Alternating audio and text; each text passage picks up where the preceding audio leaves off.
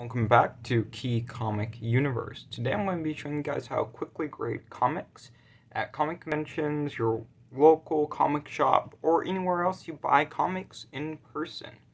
So, for this video I will be going over my methods for quickly grading comics and how I can get a semi-accurate grade within just a few seconds.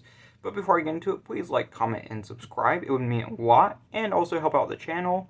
And if you ever want to see any comics on my Instagram page or on YouTube that you're interested in, feel free to DM me on Instagram. Same username as YouTube, Key Comic Universe. Okay, so when you're at a comic convention or at your local comic shop, some comics don't always have the grades listed, or you might not trust the exact grades that your comic shop lists, or anything else for that matter similar to that, where you're like, yeah, I need to quickly grade a book.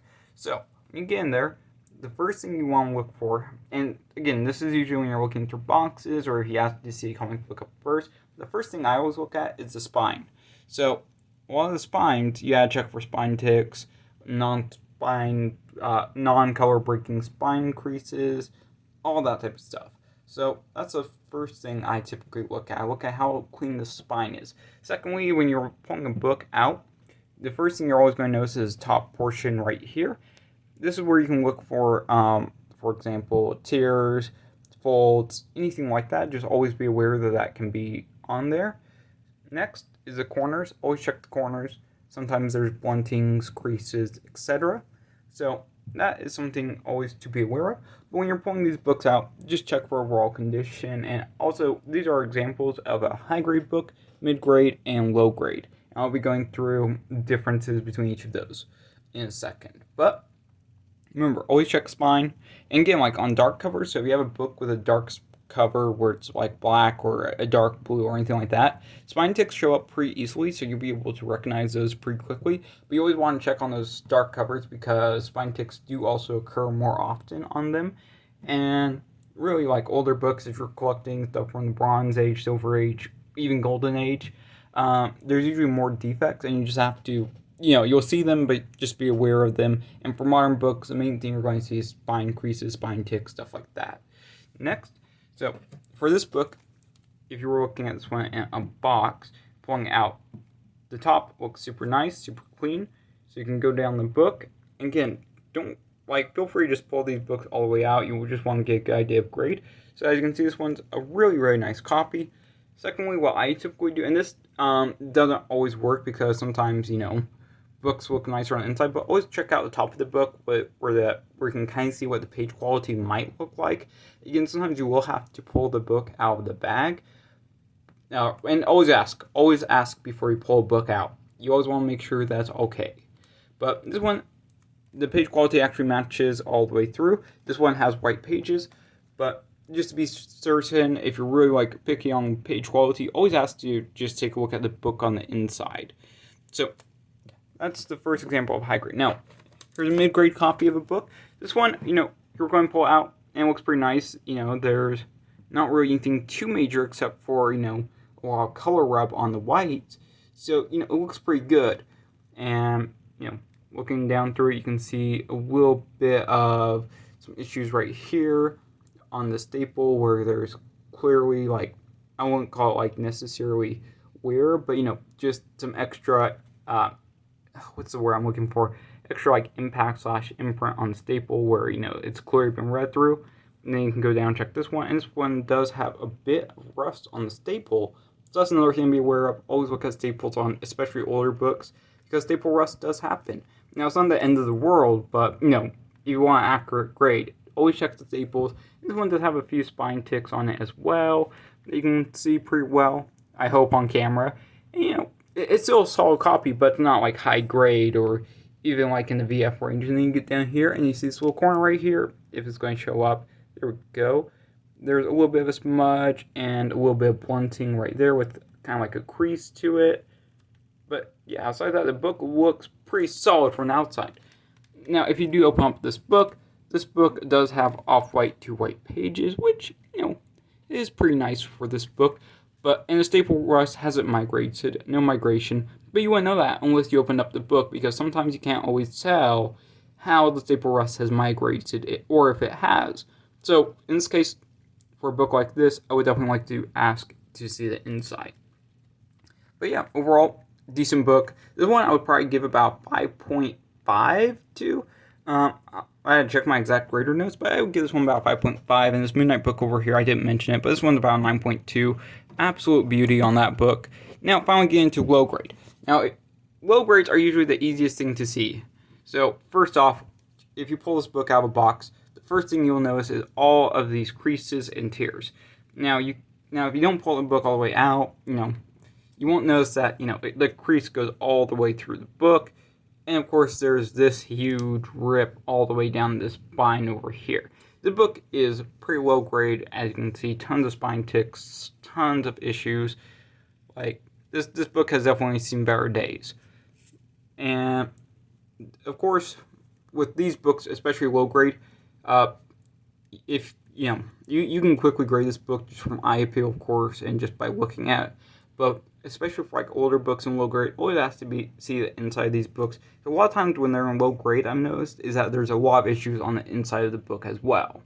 So always ask, always make sure. But if you're pulling this book out, you can clearly see that this book is low grade. Now, to get exact grade on these books, of course, you always want to look at them, up close and actually go through the book and take your time. But if you're quickly grading, you can look at all these flaws and immediately put this book into about the good range. Like, it's pretty clear that this book is low grade. You can put it all the way down there. And then, of course, always just check the pricing. Like, if you have an online price, everyone pretty much has a phone these days, or you might know the price off the top of your head for these lower grade or high grade copy of any given book, and then just compare the price and make sure that everything's, on the up and up in that respect. And then for like mid-grade books, I used to struggle with grading mid-grade books because they're not high grade, they're not flawless, but they're also not low grade. And trying to find that exact grade range can be difficult. So like in my opinion, mid-grade is anything between like a 5.0/5.5 all the way up to like a 8.0/8.5. That's what I consider mid-grade personally. So finding something in that grade range, it can be a little bit of a challenge because it covers such a wide area. But if I was looking at this book just up in person and, I didn't look inside or anything like that, I would probably give this book about a 6.0 if I was quick grading, maybe a 5.5. But once I look through this book, my solid grade on this book now is a 5.5. But, that's just a quick way to look and check. Again, always check for like defects and stuff like that show up first, that you can see just right off the bat. Always check for that. Spine ticks are huge. Also on white covers, a lot of people, from what I've seen online, don't really look at white cover spine ticks or even like bright yellow spine ticks because they don't show up as well, and so you need to look a little bit closer on those types of covers. Okay, next part of this I'm going to get into is knowing different defects that aren't as common or that don't show up. So my first example is Batman 181. So this book, you'll see a lot of copies with these smudges or this color loss on the cover. Now, the color loss isn't necessarily from, sun damage or anything like that. This isn't from sun damage. And there is something else we'll get in with this book in a second. But the thing is that a lot of these books, this red color over time got, from what I understand, oxidized. And it's a pretty common defect with this book in particular is the and I hope I'm getting the term right, oxidization of this red. And it's a defect you see a lot with this book in particular. So it's a little bit more, you could say, minute, but a lot of older DC books and a lot of like Golden Age books, you will see oxidization and other issues on the covers. Not exactly perfectly similar to this one, but you will see it quite a bit. More than you'll see with modern books, of course. And it's not the end of the world, but does knock the grade quite a bit. And then next, with this book in particular, and with a lot of like books that have posters in them, or pinups or whatever, always check to make sure that the pinup is still in there, because this book, with or without pinup, it has a huge price difference. You're looking at just a huge difference in price. So open the book up, and of course ask permission. As always, ask permission. Make sure it's cool with the owner or whoever's running the convention or whatever. running the booth, yeah, and make sure that, hey, can I take a look at that? Can I check for this or that? And that's what you want to do with this book in particular. If you ever see it out there, if you see it at a good price, it's worth picking up. In my opinion, this book is just always a solid investment. But again, just always make sure. And also, what you also see a lot with these older books is like color rub on the white, dirt, all that type of stuff will show up. So always make sure. Next example is from Bronze Age Marvel. So a lot of people will know about this, and I met very few people who aren't aware of this defect, but a potential defect of Bronze Age Marvel books, and that's the Marvel value stamp. So back in the day, Marvel put a value stamp in their books that basically said, hey, if you cut out this stamp and use it, you'll get a discount. And a lot of these books had their stamps cut out. So if you're looking at buying Bronze Age Marvel and the person doesn't list if the book has or doesn't have the Marvel value stamp, or if they say they don't know or anything like that, always check. Because that Marvel stamp is a huge difference. So, and I'm going to bring this back to like CGC in a second, but with the Marvel value stamp, the book is considered incomplete, and it's basically, not the same grade as it would have with the Marvel value stamp. And you could say that's like a 0.5. So that's a pretty big difference. And so, this book, you could say, oh yeah, this book's like a 6.0, like, or 5.0, or whatever it may be. But if it doesn't have the Marvel value stamp, it basically just becomes a 0.5, and it's a major defect. Now, CGC, and I don't know about other grading companies, but I know CGC for a fact, they offer qualified grades. So, let's say you have a book without Marvel value stamp, it looks really nice still. It looks high, mid-grade, or even high grade. You can send it and get a qualified grade on it, and they'll note that it doesn't have the Marvel value stamp. But if you want a blue label, it's just going to get a 0.5 pretty much across the board as far as I've seen. So that's just something to be aware of. Always check. It's a pretty big deal. Now, there's of course other defects you can look for within books. Number one, missing staples. Sometimes books will have a missing staple or staple pop or anything like that. And you can always check and see. Usually it'll be pretty visible from looking at the spine of the book, especially if if you're in person, it's going to be super easy to tell. And then also if a book looks like the staples are loose or anything like that, or have issues, once again, look at the inside of the book. Sometimes the staple could be detached from a page or two or from the center fold. So just always be aware and checking. But, again, quick rating. If I saw this book in public, and let's say this book doesn't have a Marvel value stamp, I wouldn't know this book doesn't have a Marvel value stamp unless I look inside. So just always be aware of that. It makes a pretty huge difference to grading and to how you look at these books. Now, in the future, I'll give a more in-depth grading guide on how I grade comic books, on my own, not in conventions or at, local comic shops or anything like that. I'll get more in depth on the exact ways I grade and how I come up with my grades. And I hope that will also be an informative video just like this one.